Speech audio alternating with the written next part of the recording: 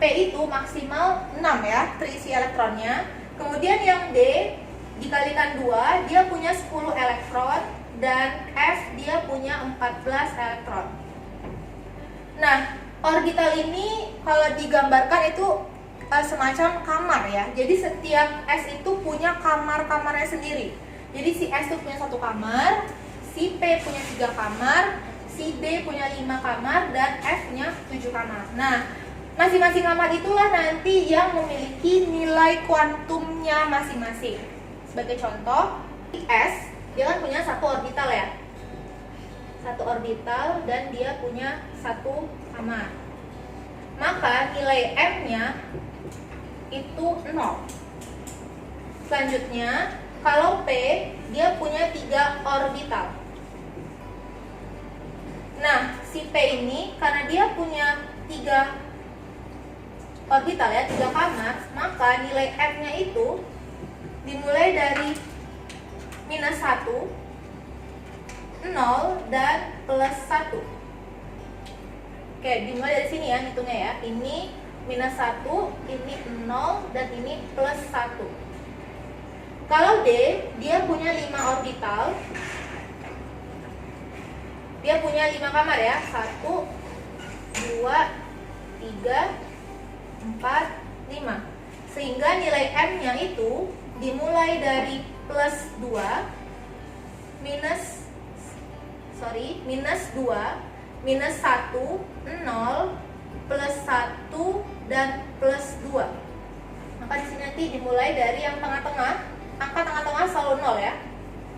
Semakin dia ke kiri akan semakin negatif, berarti ini -1 dan -2. Semakin ke kanan dia akan semakin positif, +1 dan +2. Nah, kalau misalnya F gimana? Dia punya 7 orbital. Jadi dia punya 7 kamar. 1, 2, 3, 4, 5, 6, 7. Ya, yang paling tengah yang ini ya. Maka ini miss buat nilai M-nya 0. Semakin dia ke kiri, dia akan semakin negatif. Di -1, -2, dan -3. Dan dia +1, +2, dan +3. Nah itu ya, bilang untuk nilai M. Jadi nilai M itu nanti bisa bermacam-macam untuk P, D, dan F. Tapi kalau untuk S, nilai M mutlak adalah 0. Selanjutnya adalah spin. Spin ini mengindikasikan atau menjelaskan dari arah elektron. Nah, gimana nih maksudnya? Oke. Setiap 1 kamar itu hanya boleh terisi 2 elektron. Ini sudah dijelaskan ya sebelumnya. Setiap kamar hanya boleh terisi dari 2 elektron. Nah, 2 elektron di dalam 1 orbital itu ternyata arahnya ada yang berlawanan arah jarum jam dan ada yang searah jarum jam. Jadi tidak sama ya. Sehingga nantinya dituliskan, ini kan sudah ada ya kamar-kamarnya, jadi ini buat seperti ini. Jadi arahnya itu selalu seperti ini.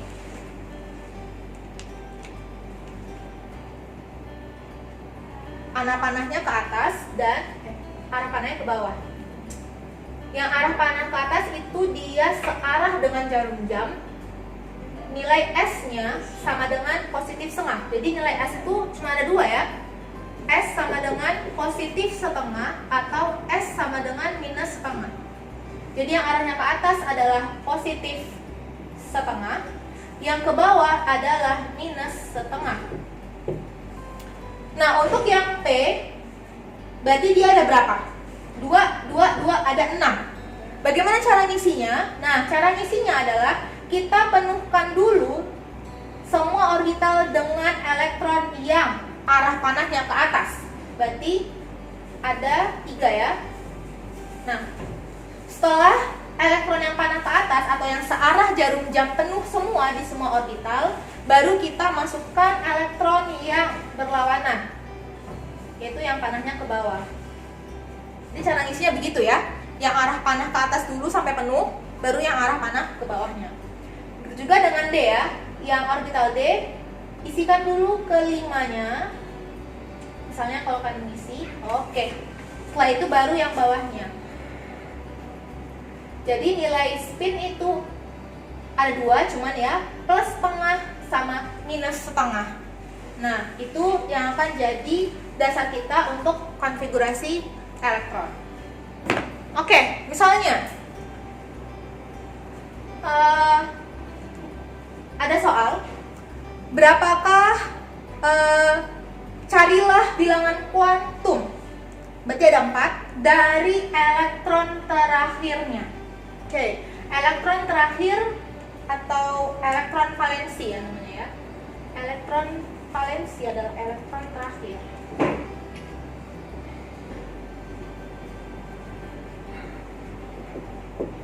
Berapakah bilangan kuantumnya?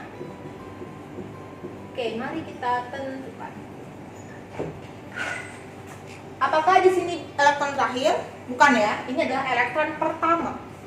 Yang ini berarti yang selanjutnya, dan yang paling terakhir adalah posisinya ada di paling akhir ya, pasti ya. Jadi elektron terakhir, ingat aja, kalau dibilang elektron terakhir, oh berarti yang dituliskan paling terakhir.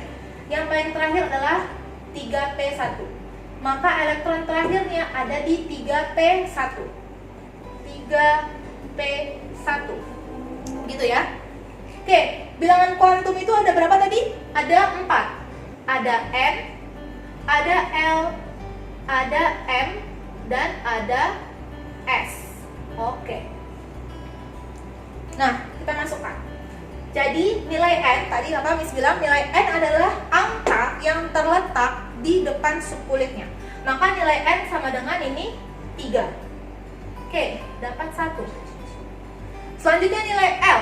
L adalah nilai subkulitnya. Tadi S, L-nya 0, maka P, L-nya berapa? 1. Dapat 2. Kemudian nilai M berapa? Oke, kalau nilai M, maka kita harus gambarkan dulu orbitalnya atau kamarnya. P ada 3 kamar ya, ada 3 orbital. Nah, kita lihat. Ternyata dia punya 1 elektron nih di sini, sehingga kita cukup mengisinya 1 kali saja karena dia punya 1 elektron ya. Tadi kalau misalnya di sini ada 3 elektronnya, maka kita isikan kamar selanjutnya. Tapi karena dia hanya 1, maka kita letakkan dia di 1 kamar ini saja.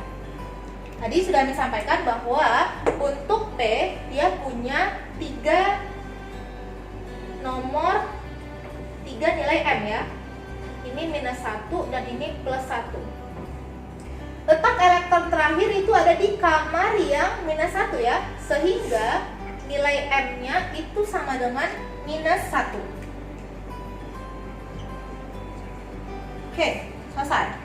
Kemudian nilai S, spinnya. Coba lihat, arah panahnya elektronnya ke atas atau ke bawah? Ke atas ya. Sehingga kalau ke atas, dia jadi plus setengah. Maka untuk elektron terakhir pada natrium dengan nomor atom 11 adalah 3, 1, minus 1, dan plus setengah. Nah, itu dia ya. Oke, sekian untuk konfigurasi elektron. Jika ada yang mau tanyakan, nanti kita akan diskusi lagi di waktu pembelajaran, atau juga kalian bisa hubungi Miss di nomor WhatsApp yang tertera di PowerPoint-nya, atau bisa email Miss juga. Terima kasih. Assalamualaikum warahmatullahi wabarakatuh.